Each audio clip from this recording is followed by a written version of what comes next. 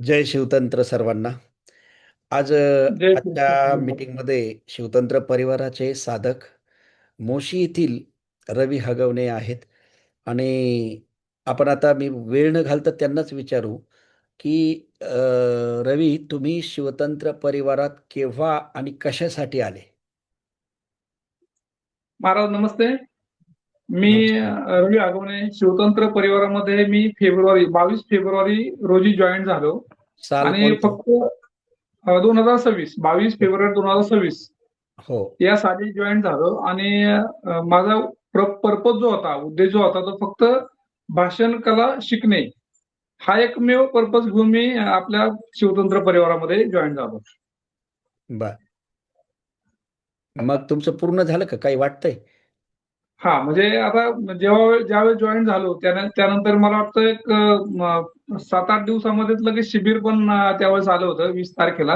होय. आणि 1 महिना झाला. 20 मार्चला शिबिर होतं, 20, 21, 22ला. आणि ते शिबिर मी लोणावळ्यामध्ये अटेंड केलं. आणि शिबिर जॉईन केल्यानंतर जो परिवर्तन जे माझ्यामध्ये झालं, तो आत्मविश्वास जो वाढला, वा.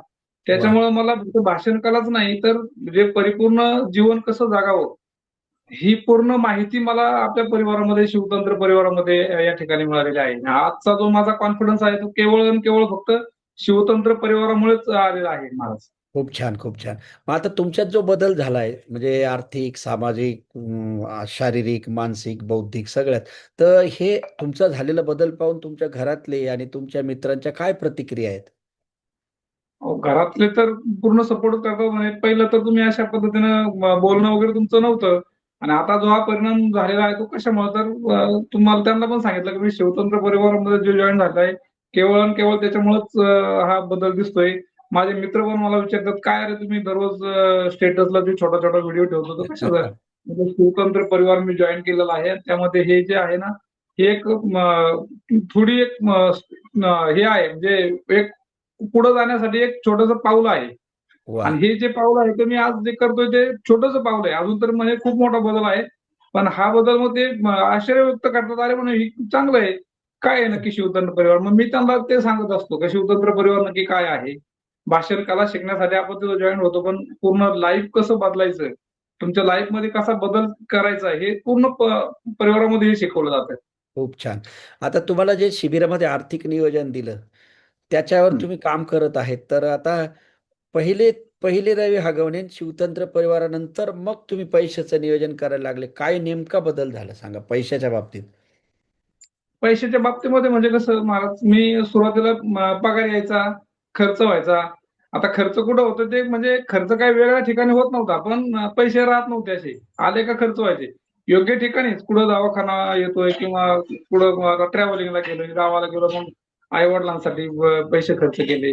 पण जेव्हा हं. महिन्याचा जर एंड जर बघितला तर पैसे जे पगारात आले, पगार जेवढा आला त्याच्यापैकी काय शिल्लकच राहत नव्हते.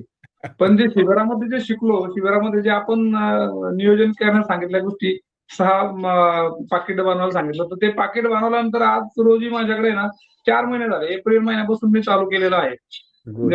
पैशाच्या नियोजनासाठी. तर दर महिन्याला मी एका पाकिटामध्ये ₹5,000 टाकत असतो. म्हणजे एकूण ₹30,000 असतात. 6 पाकिट आहेत. एका पाकिटातून ₹5,000 असे बरोबर. आज रोजी माझ्याकडे एका पाकिटामध्ये ₹20,000 जमा झाले आहेत. म्हणजे म्हणजे हे जे आता नियोजन आपण तुमच्याकडे सांगितलेलं आहे. इमर्जन्सी फंडिंग सुद्धा 20,000 आहे आत्ता लगेच, आहे का येस, नाही? येस, येस महाराज, येस, बरोबर. हे म्हणजे खूप. हे जे नियोजन आपण सांगितलं एवढं परफेक्ट आहे ना, वा. इमर्जन्सीमध्ये कधी येऊन त्याच्यातून पैसे तुम्ही काढू शकताय. की क्या तुम्हाला बात. इमर्जन्सी आलीच. वा. आता अगदी एक प्रश्न आहे माझा. पर्यटनासाठी किंवा हां. असा प्रश्न आहे की अनेक लोक स्वतःला बदलायचं म्हणतात, पण सुरुवात करायला घाबरतात. तर त्यांना तुम्ही काय सांगाल? मी एवढंच सांगेल का घाबरण्यासारखं काहीच नाही. मीही सुरुवातीला घाबरत होतो. पण इथं आल्यानंतर आहे ना, एवढं महाराज एवढं समजून सांगतात, एवढं अगदी साध्या भाषेत, म्हणजे आपल्या लेव्हलला येऊन, महाराजांची उंची खूप आहे. पण आपल्या लेव्हलला येऊन जे महाराज सांगतात, बारीक-सारीक गोष्टी ज्या सांगतात ना, त्याच्यातून अगदी शिकण्यासारखं आहे. तर तुम्ही नक्कीच या परिवारामध्ये तुम्ही या आणि आपलं बदल करून घ्या. एवढंच मी नवीन लोकांना या ठिकाणी हां. सांगेन. आता शेवटचा प्रश्न. जर तुम्ही शिवतंत्र परिवारात आले नसते, तर काय गमावलं असतं असं तुम्हाला वाटतं? महाराज, मी या ठिकाणी सांगतो, शिवतंत्र परिवारामध्ये मी जर आलो नसतो, तर आज जे बोलणं चालणं आहे, ज्या गोष्टी आपण या ठिकाणी शिकलोय मी, तर त्या एकमेव अशी गोष्ट आहे का ती केवळ केवळ आणि केवळ फक्त शिवतंत्र परिवारातूनच मिळालेली आहे. ती म्हणजे स्वस्त, सहज आणि समृद्ध जीवन कसं जगायचं हे महाराज या परिवारातून मी आपल्या परिवारातून शिकलेलो आहे. आणि हेच या ठिकाणी सांगेल का मी हे गमावलं असतं.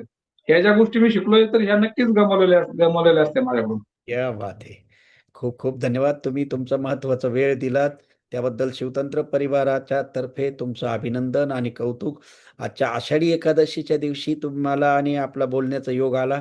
आषाढी एकादशीच्याही तुम्हाला खूप खूप शुभेच्छा. धन्यवाद.